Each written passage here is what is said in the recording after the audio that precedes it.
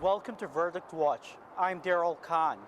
After almost 2 years and millions of dollars spent, we now know the fate of convicted murderer Jodi Arias. The judge officially declaring a mistrial today after another deadlocked jury. The count, 11 for death and 1 for life. Now with 2 deadlocked juries, Arias will now get a life sentence in state prison. That sentencing is scheduled for April 13th. Here's what happened in the courtroom today. Good morning, ladies and gentlemen. I have received 2 juror questions from you. The first juror question, submitted late yesterday afternoon, states that we are not unanimous. Votes have been steady since last Thursday. Jurors have indicated minds are made up. Some have indicated we either let you know today or they want off this jury. In my assessment, we are hung and additional time will not change this. Submitted by the foreperson. This morning I received an additional juror question indicating the status is unchanged as of this morning. Is there anything from the foreperson to add at this time?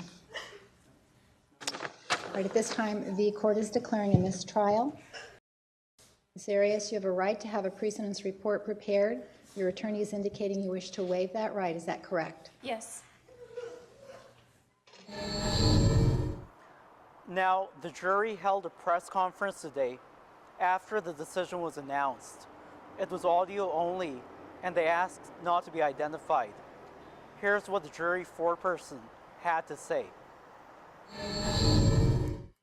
Our deepest sympathy goes out to the family, and they have our heartfelt apology. We hope that the fact that we were overwhelmingly for the death penalty brings at least a little peace to the family. Although we continued deliberating and put numerous hours into the final vote, we could not change the outcome. We felt that the Travis Alexander portrayed in court was not an accurate portrayal of his life and character. The 11 of us strived for justice for Travis, but to no avail. We absolutely feel the penalty should have been death. Also, the jurors said they did not take Jodi Arias' closed courtroom testimony very seriously. Me personally did not put very much stock into what she said at all. Did she look remorseful? No, and that was one of the things that we... looking for that. Yes, we all looked for that constantly. We did not see that. I believe in her testimony that she had mentioned when she was looking for a house with Daryl Brewer that they wanted to purchase a house in a good school district because of his son, when a short time before that they had mentioned that they only had Daryl Brewer's son during the summertime. So at that point I felt like, okay, well, she's lying to my face. I can't give any credit to any of her testimony. Do you feel their case was really mumbo-jumboed up with Geffner being on, 1 week and then not coming back for 2 other weeks, and then you have an expert talking about pornography in between that? Did you feel their case was a little long and kind of jumbled up, or did that not impact you at all? I thought so. I thought it started dragging out after a while. It's like, okay, we get it. Let's move on to something else. Especially the computer and the porn. They just grilled that. I mean, they would not let that go. And that got old real fast. It's like, okay, next topic. So Is that the sentiment of most of you, with the porn and the computer issue overdone? yeah, It was just a low blow trying to make him seem like a bad person. I think So that was not effective. it had no effect at all. It was a waste of time. Earlier, I spoke to Beth Karis, an attorney and founder of KarisOnCrime.com. She has covered many high-profile trials over 2 decades, including this one. She has worked for Core TV and Turner Broadcasting, the parent company of CNN. She was at the juror press conference. Here's what she had to say. The bulk of the jury panel gave a press conference, right? Including alternates were present. but not this holdout. They confirmed that it was 11-1 for death, but not initially. It was originally about evenly split, but by Thursday night of last week, of the first week of deliberations, it was 11-1, and it didn't change all this week, Monday, Tuesday, Wednesday, or today.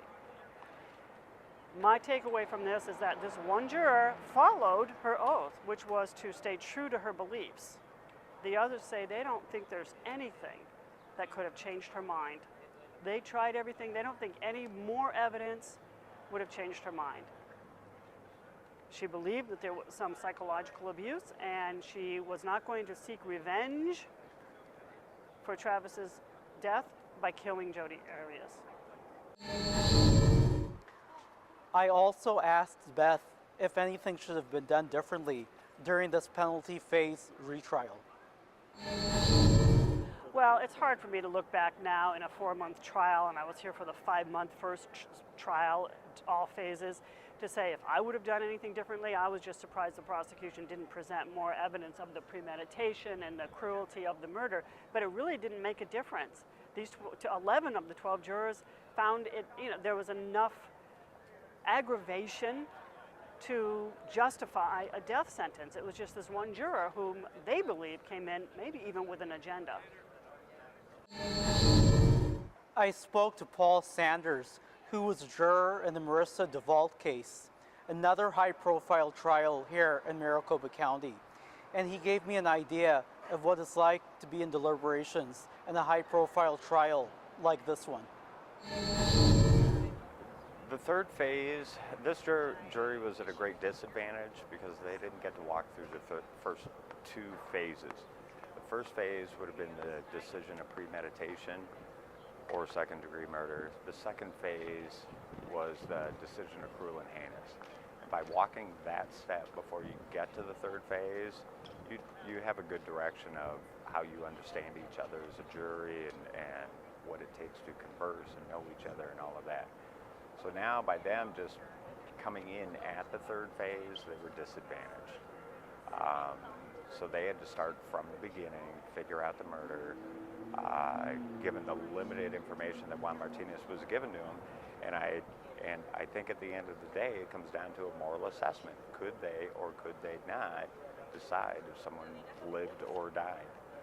But I also think on the positive side of this is if the jury had voted for death, this would have come back year after year over the next 15 or 20 years. It takes a long time to put somebody to death.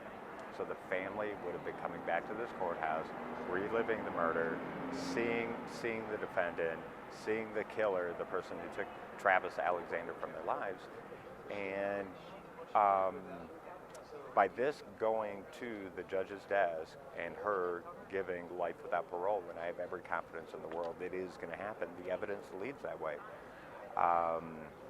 Judge Steinle told us at the conclusion of the Devault trial, the hammer killing trial, he came out, spoke to the jurors. I was one of the jurors, spoke to us, and we had some reservation about had we made the right decision by giving this killer life instead of death. And the judge said, you made the right decision. You made the better decision. And he said it all comes down to numbers. He said that almost 70% of all death penalty cases are ultimately overturned or converted to a life sentence. A lot of people have came to see this trial. Some of you have been in the courtroom every day. Here's a reaction from one trial watcher. Absolute pure sadness to see the Alexander family so devastated at this verdict.